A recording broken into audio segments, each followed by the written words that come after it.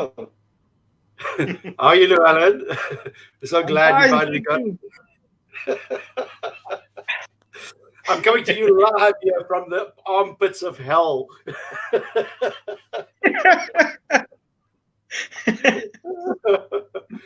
Yeah, it's so nice to finally have you on our show, man.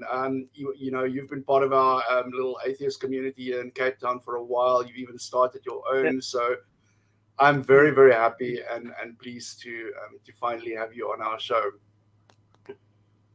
Thank you. Thank you. Yeah. So, you know, today what we're going to do is we're just going to talk a little bit about, you know, like atheists always do. We're going to talk smack about religion, and we're going to, you know, try and understand and get to know you and find out what your journey was like. You know, the purpose of these conversations is for other people to relate because you know, nobody lives in isolation, and that's the thing that happens to atheists when they leave a religion. They feel extremely isolated, and this is often the thing that keeps people in a religion as well. They think to themselves, you know, if I leave this religion, I'm going to lose my community, I'm going to lose my family, I'm going to lose my friends, nobody's going to speak to me. And this often keeps people locked into a religion, you know. So it's very important that we have these conversations and show people that there is, you know, there is a community, and there is people who have left religion who are living very productive, normal, connected lives.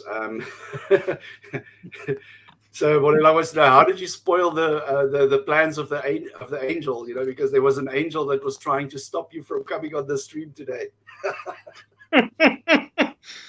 No, we're good.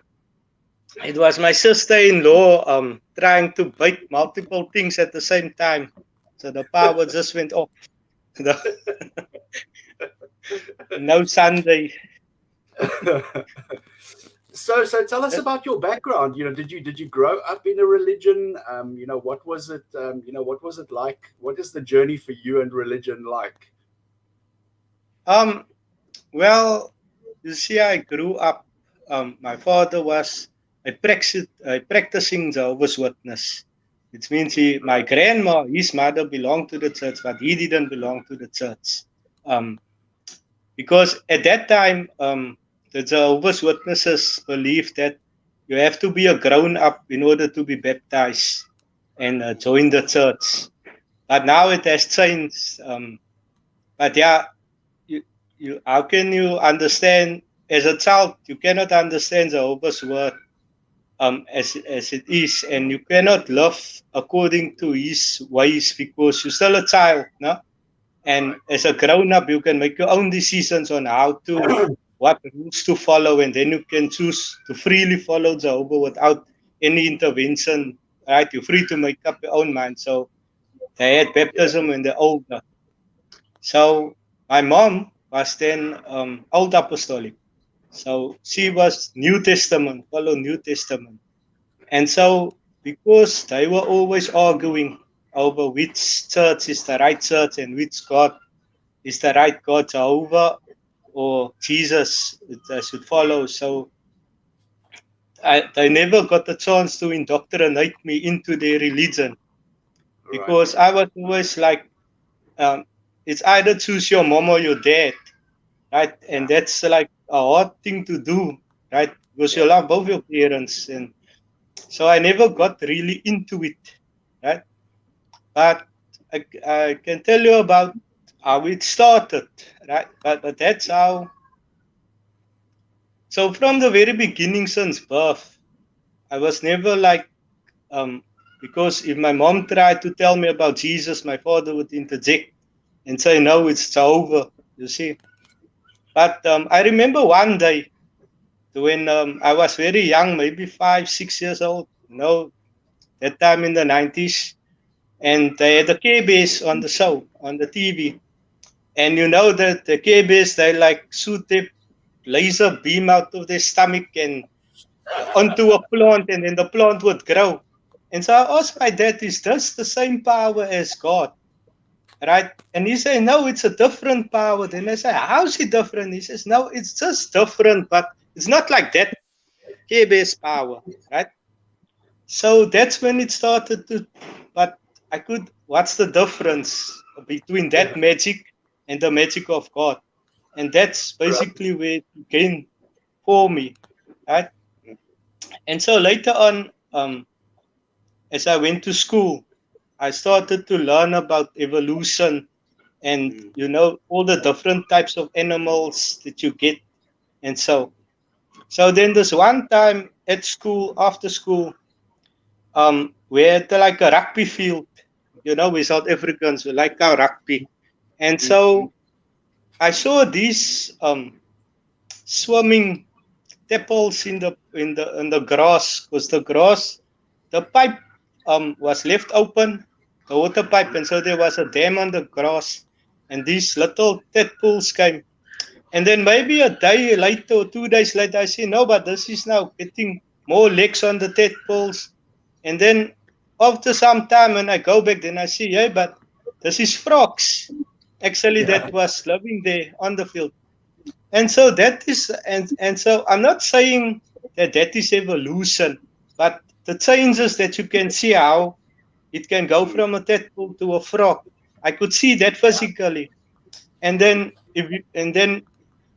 then I go to the Jehovah's Witness, and then they say, no, but God made the man out of sand. And I'm like, but that tadpole that I could see wasn't from sand. You see, it's different. And so that's how it started also for me, right? And yeah, so how long do we have now for the show? Are you getting ready? Are you getting ready with the story? No, we've got a couple. We can talk as long as you feel as long as you feel comfortable. One question that we have from our audience here is: did you attend meetings at the Kingdom Hall? So you know, that's a story. We didn't.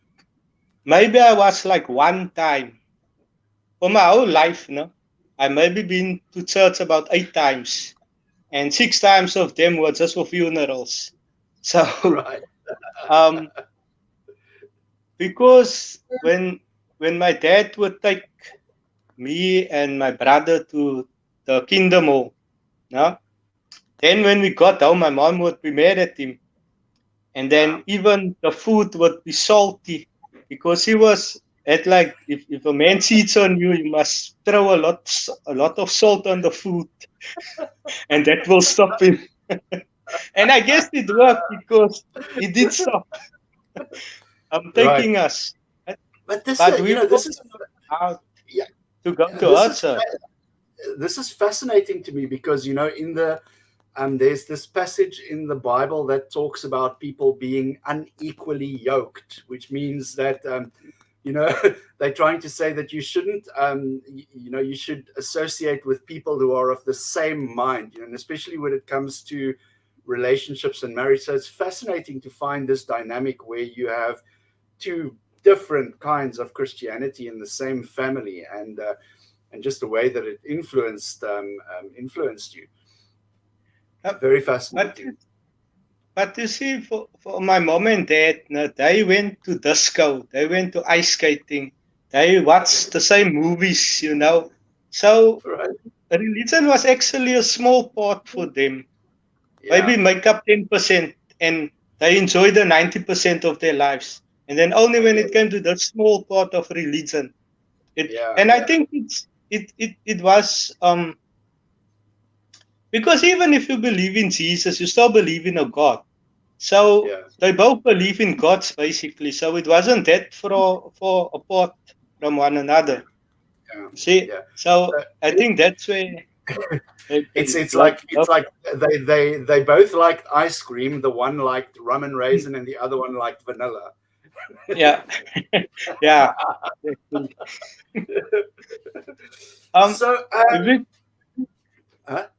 When we go back to the every year, then at the Stellenbosch Stadium, they have this big what do you call it now? It's been so long. a gathering, man, where they have for 3 days. I think the 25th, the 26th, they have these 3 days where you have for those days, just everyone around the world can come and join and praise Jehovah and listen to the scriptures that they read from the Watchtower and the Bible and so on. Right? But I was still young, so I didn't much take note. I was more playing with my cousins there by the stadium and running around, you see. So I wasn't really into it. Right? So yeah, it's that's about the only time I've been. Right. So your deconversion from religion, was there any specific person or an organization that was influential in your deconversion, or was it 100% an inside job? You just decided, fuck it, I'm out. Well, you see, when I was about standard 8 now, or standard 7, right? Yeah. Then I was in high school, and I got friends that were, some were Muslim, some was Living Waters Church, and some was, and I'm like, how can Allah be real? And my other friends, God, also be real, you see? At the same time, and then we had like, these intern students from Germany, and they came to study here, right? And so they were like in Germany, and it happened there in World War II, and the Jews and so on, right?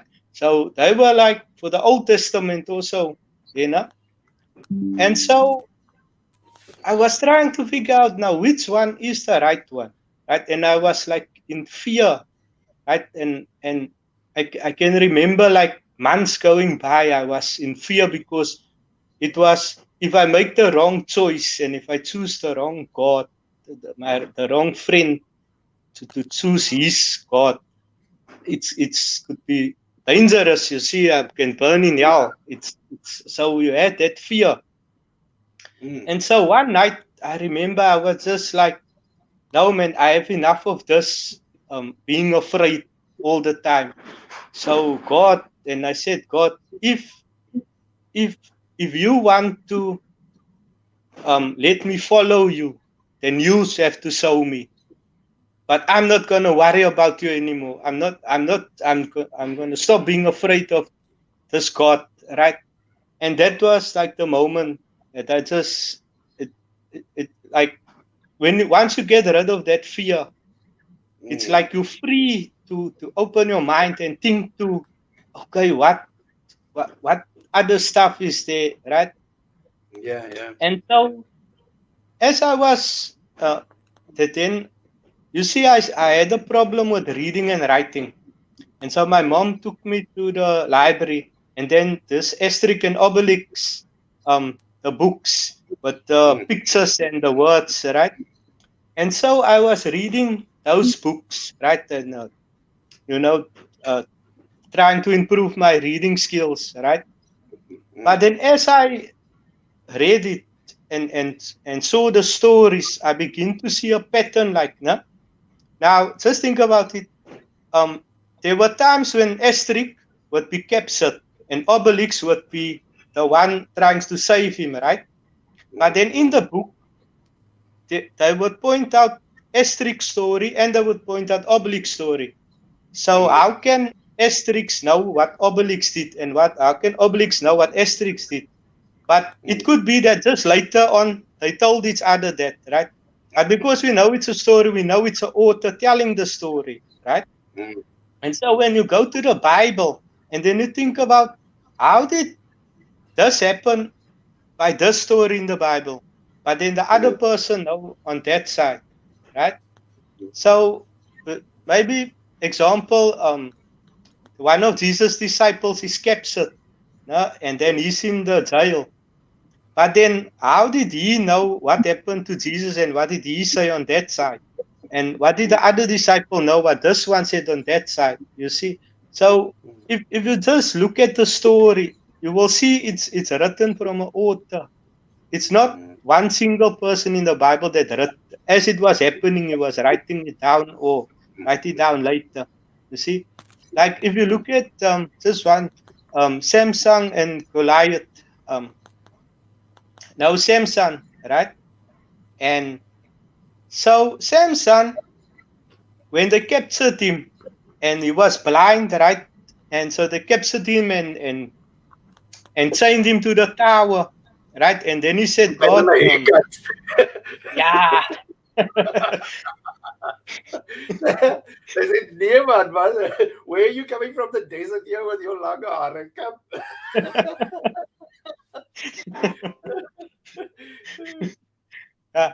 So when he pushed up the tower, right, and the tower fell into each other, and the king, I think, died, the Lila died, and everyone died. So how could they have be told the story if everyone died on in that building? You see what I mean? So I'm beginning to have, okay, comparing it to which is a story, and that was basically what converted me, you see. But for a long time, I didn't go as an atheist. I was a skeptic, right? So when people ask me, what religion do you hold? And I said to them, no, I'm just a skeptic, right? I didn't know about atheism. And so if you say from you're a skeptic, then people are more willing to engage with you and talk about God, and so they're not like as angry at you, for better word, to talk about. Right? But it's almost like if you say you're atheist and close-minded, they just close their minds. Yeah, it's with the devil now. Avoid at all costs. It's true, but the funny thing is I went through, I resonate so much with your story because that was the straw for me as well that broke the camel's back, is when I discovered that there are other religions and that the other religions cannot be true at the same time as mine. This led to a very, very big conflict within me that I tried to resolve. And I was just thinking to myself, damn, like what if I follow the wrong religion, and it was I went through a period of emotional trauma, honestly, because I was also like you, I was very scared. And then it's funny, I also just I sat back and when you're inside the forest, you don't realize how big it is, but as soon as you step outside of the forest, you can see, wow, look at all the trees, So the same thing happened to me is when I stepped out and I just asked myself, look, it's not possible for all of them to be right at the same time, but they can all be wrong at the same time. And that wasn't for me. I was gone. I was out. It's very interesting to to hear how this is something that somebody else also went through, almost exactly the same, the same road. So let's talk a little bit about I always want people to reflect on the journey that they've traveled, now that they've left religion. And when we look back at religion, I can see how it harmed me, not only on on a physical level, and but it harmed me emotionally, in the sense that I always believed that I wasn't worthy, like I wasn't worthy of God's love. I was a sinner. I was filthy, and and all these things, and as soon as I left religion behind, these things evaporated, and it's almost like I found a new person in myself, one that wasn't scared the whole time, one that was ready to face the world and ready to accept challenges, and not always thinking about how it ties in with my religion. What about you? Do you have any reflections on how religion harmed you, maybe in terms of relationships, or maybe in terms of just your personal well-being? For me, it's mostly just fun. Like for me, it's almost like we debate about whether Dracula is real. So I have fun with it. It doesn't really impacted me negatively. Like, yeah. because let me tell you now, what what okay, so now that I'm grown up now, I realize something that I didn't. I knew it as a child, but I didn't realize it until I was grown up now. So if we look at the sun, right? We all will perceive that the sun is hot and the sun is bright, right? And we can look at water, and we all will perceive the water as being wet, right, and being a liquid. Um, can maybe take a cloud also, right? You all know a cloud is in the sky, it's high up, right, and it's white, right? But when you look at and now, so if we all say that the Creator has made us, right? The Creator has made the sun, it has made the water, the clouds, and we all perceive it the same way. Then why does His word, the word of the Creator, right? Everyone perceives it differently. So they say the Creator made the Bible, but when we read the Bible, everyone perceives it differently. And even they make different churches and laws and even fight one another and kill one another about something that they should actually all agree on. This is the word, right, of the Creator. And so I always tell people, for me, uh, not all atheists hold this view, no, but for me, it's just that um, I do believe there is something that made us, but I don't believe that it's a God. But I think it's something else that we haven't yet think of yet. Um, our minds haven't perceived. Okay, it could be something like this, right? And Yeah. so the God for me is just something that people made up. And so as I grew up, I was basically, because I grew up not really poor, right? But like my dad had a job, right? And a business. Later on, he opened a business, and so we weren't really like poor, but we could have had more, right? And so so my goal in life was so that I can um get out of that situation of being poor, because I couldn't just buy what I wanted to buy or have what I wanted to have. No, if maybe I say I want a pair of shoes, then it was, no, you must wait for next week. And then when next week comes, no, then it's next week. You see? So for me, it was basically building. And so I don't drink and I don't smoke. And people would tell me, well, why don't you smoke? And I would tell them it makes no financial sense for me, because the smoke is just going to make you happy. I'd rather use that money for something else, right? And so, and I don't drink, right? So because it's just going to give me some fun for a few time and then it's gone, right? So I'd rather use my money for something else. And so I did go and study engineering, mechanical engineering, and work my way up by my job. And so I was always focused on something else. I wasn't so much focus on God the whole time, because I always tell people on Facebook, atheists don't think about God 24/7. We just like to debate about it, right? It's fun for us, right? Because it's almost like we part of a club that knows something, and you on the outside you don't know, right? So Yeah. we try to tell you, okay. It's So true. it's It's mostly like, fun for me. have you ever heard this? Whenever I'm on these debate groups and whenever I encounter these people who say to me like, "Yeah, all you atheists do is talk about God, God, God, God the whole day." It's almost like all you can talk about is religion. And then I just say to them, I feel about religion like a surgeon feels about disease. Yeah. A surgeon will study at a university, Hmm. how to treat disease, how the disease harms people, and everything. And I think of religion in the same way. This is like asking a doctor, "Hey, why are you always talking about disease the whole time? Like, why are you trying to prevent people from getting sick?" It's exactly the same way. Yeah. So, how did your family react to your atheism? Well, you see, no, normally when I was younger, then my mom was the one that's always pushing me to believe in God, right? On my dad's side, he was more about like, one time I asked him, why do you believe in Jehovah? Why do you believe in it?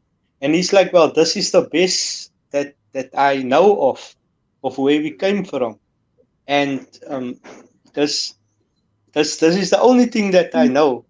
I don't know of any other way to explain how we came about, like our reality came about. So this is why I believe this, right? And so because the questions I was asking, couldn't, he didn't know how to answer me, right? And he would sit by his books, with his Watchtower books, and he would actually read, um, trying to come up with the answer for what I was asking him, right? And he couldn't. And so later on, like my dad, when I was just about 2 years out of school, he passed away, right, in a car accident. And but Sorry. so it so it's been a long time since I didn't have my father in my life, right?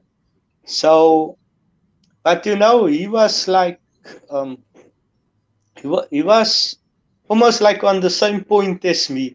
Like he would come to me, and then he would say, "Why do people think that Satan is evil? That he looks evil with horns and so? Satan is beautiful. The Bible says he was the most beautiful angel of Oh, God. yes, So why yes, are these people saying this, right?" And so it was like as I was in high school, he would talk to me more about like the same questions I would have, like about the Bible, right? Like how can Noah fit all that animals in the boat? And then it's like, yeah, it doesn't make sense to me. There's so many species, right? And so, and my mom, she couldn't. She said to me one day, no, here's a book, an encyclopedia, a world encyclopedia, and here's all the answers that you want of how the world started and all of the science and stuff, because I don't know any of the stuff that you keep on talking me about. But God is still real. We must still believe in God. Yeah. That's the funny thing is sometimes the correct answer is I don't know. We don't Mm, know. We may never know. Sometimes that's the correct answer, and people are very uncomfortable in admitting that. Where mm, when I say, "Hey, I don't know this shit," then it gives me the opportunity to learn more, to investigate mm, more, to find out more answers. But mm, I get the funny feeling that for religious people, um, a bad answer is better than no answer at all. So mm. it's easier for them to say, "Yeah, we don't know." Oh, no, no, no. God did it.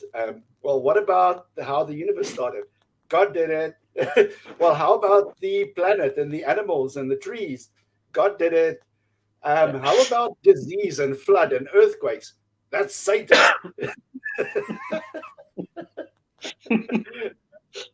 It's Yeah. just easy answers. Yeah, yeah. No, that's Mm. crazy. So we talked a little bit about your how did you get to how your family reacted? Is your family your immediate Yeah. family circle, are they okay with it, or was it do you also get those passive aggressive Bible verses on the WhatsApp group and you know It's a well, you see, when for many people, like religious people, when they see that you're not following God, no, and then they see your life isn't going the right way, like you're a bum and you cannot find a job, and you you know you, your life is just going nowhere, man. right? And then they would be like, no, it's because you're not following God and so, right? Yeah. But because I actually, I have driver's license, I have degree, and I have a job, and so for them it's like they can't point to anything negative about me living as an atheist, right? So I think that helps more that they don't impose their views on me, right? So there's more important stuff to deal with, in life, especially in this day and age, right? With food prices and everything going up to deal with, and so the God thing is the last thing that really Yeah. we talk about, you see. But we do get situations where there's, in certain situations you need faith, and in certain situations you need just to know knowledge about how to fix this problem. You see, so sometimes if it's maybe like, okay, I know nothing about this, then I will tell my brother, no, it's your job now. You see to it with your faith. And if it's something that has to be knowledge that we know of, and then it's like, no, it's my job now to figure this Yeah. thing out. So Yeah. yeah, we love we're not arguing about God, and so a Yeah. lot Well, of that's good the to time. hear. There's some stories. So some of our members have experienced, what the Jehovah's Witnesses call shunning, where people Mm-hmm. they don't want to, they cut you off completely. It's like you're dead. You don't exist anymore, and Mm-hmm. they do this as a punishment, and completely as the sole purpose is to punish the person who left, so that they will realize the error of their ways, that they will feel lonely and abandoned and cut off from society. And they do this purely so that that person will come back into the fold.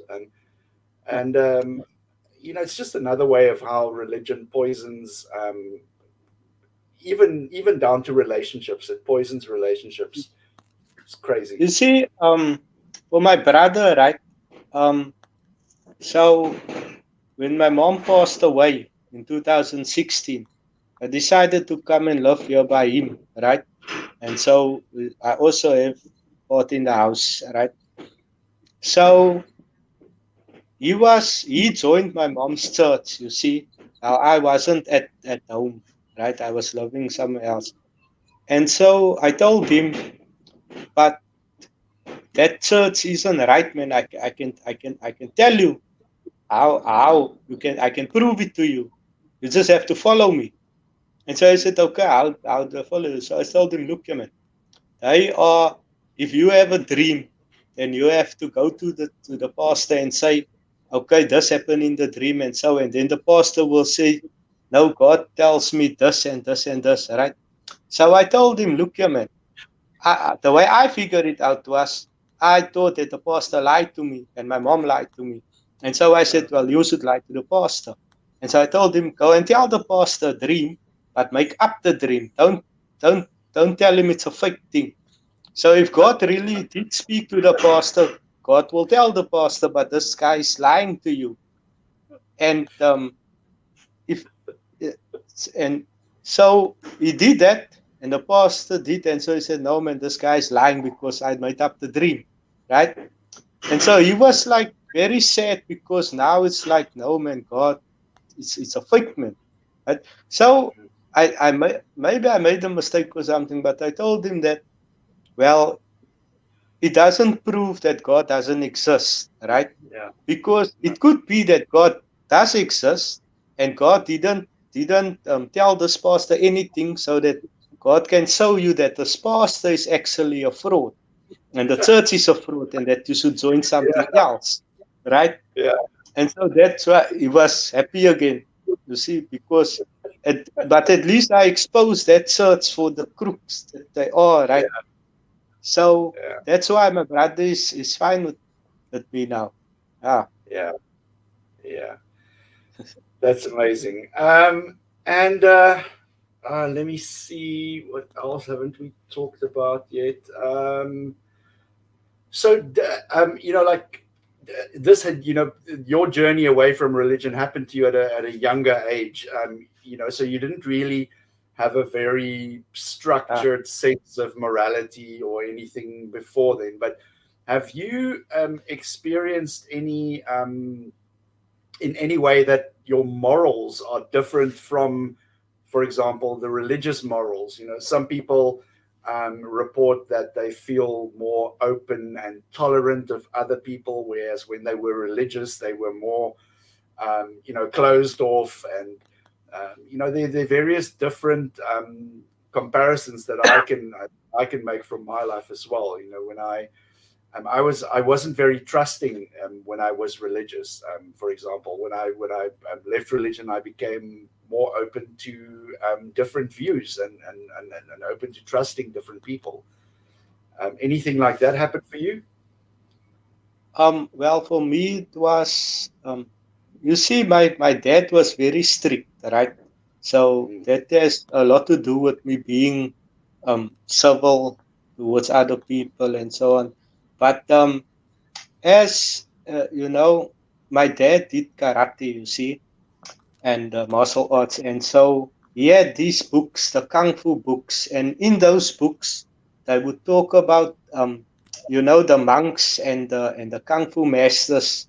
They would give you like advice about life, right? And so they had this thing that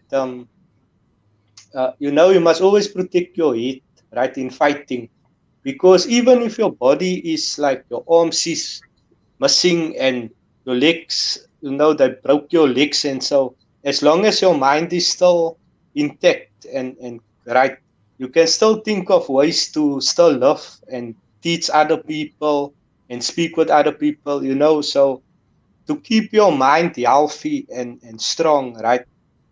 um that's what I do talk about now.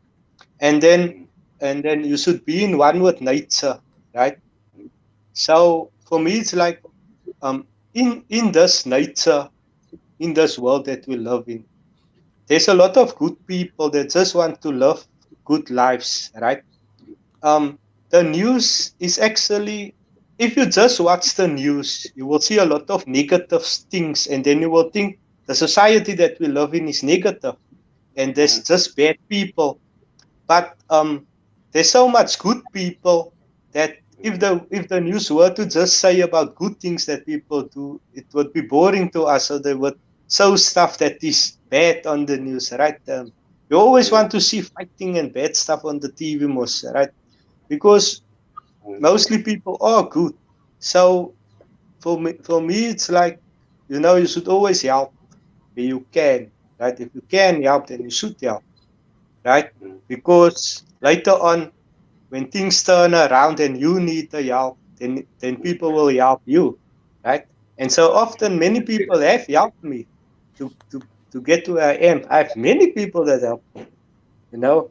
So for me, it's always like, um, it's not just like one thing that made me, maybe an event that happened, maybe I lost someone and now it changed me. And so it was never like that. It was just always like, um, you should help people, right? The if one hand wash the other hand, both becomes clean. But if just one hand wash, then doesn't come clean, right?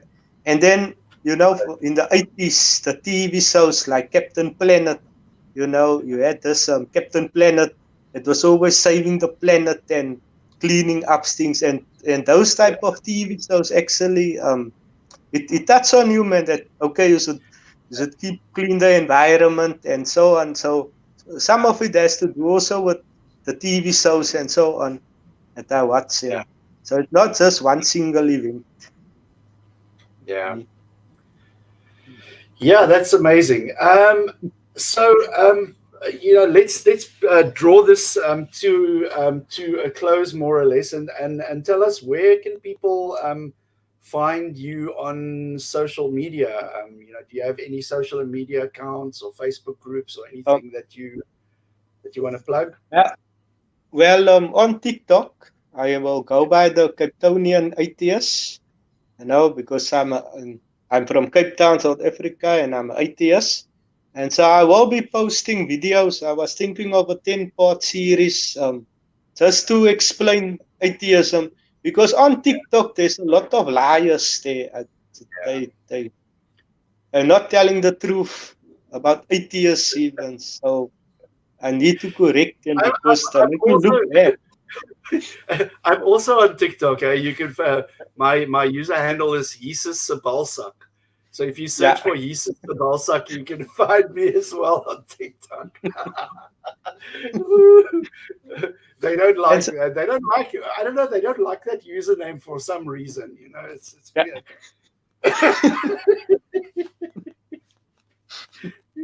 And so on the Facebook side, I have the Atheist Community of Cape Town Facebook page. And so some people have contacted me and said we must meet, do meetups again, right? But I'm not so sure, man, about this COVID thing still. And so, but I'm doing my best to try and engage with people on the Facebook. But since I have a business now, I'm not don't have much time to be online the whole time. But I think I will do the Kryptonian Atheist podcast, the videos on the TikTok with the people. They can see. Amazing. Llewellyn, thank you so much for joining us. Being so generous with your time and telling us a little bit about your journey. Let's wrap it up here. Please stay in the stream afterwards. I'm going to play us out, and then people. I'll post the links to any of those socials in the description of the video. And people can reach out to you if they want to talk to you and engage with you there. So thank you very much. Ian, I've been watching the shows that you do. I like it very much. You're doing a good job here on this. I'm doing the devil's work. Yeah. Yes, Satan. I'll have you must send the money to my F&B account.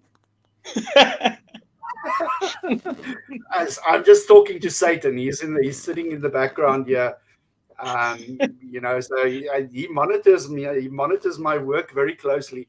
He's a big fan as well. He's a very big fan of my work. So